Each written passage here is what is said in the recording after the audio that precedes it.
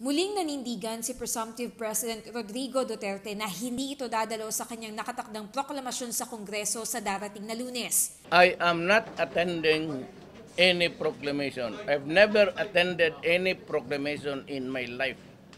In all of my political aspirations. May mga abogado ako doon, makinig na lang sila. Wala pang naiisip na cabinet position si Duterte para kay Presumptive Vice President Leni Robredo, gayon din sa Senate President. Subalit nagbigay ito ng mga pangalan na mga inalok niyang maging kalihim ng Department of Education at Department of Budget and Management.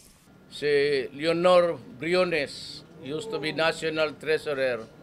I offered her the Secretary of Education. I took in Benjamin Jokno, the Budget Secretary of the so many presidents. Ani Duterte, hiniling ni Briones na bigyan siya hanggang Martes para makapagdesisyon kung tatanggapin niya ba ang alok na posisyon. Kaugnay niyan, mayroon nang napili si Duterte para humawak sa Customs, Bureau of Internal Revenue, Philippine Drug Enforcement Agency, Land Transportation Office, Department of Health, Department of Science and Technology at Department of National Defense.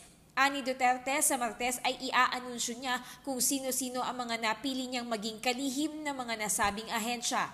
Samantala, sinabi ni Duterte na sa mga unang araw ng paninilbihan niya bilang Pangulo ay uuwi-uwi muna ito sa lungsod ng Davao. Ay, nandito yung kama ko.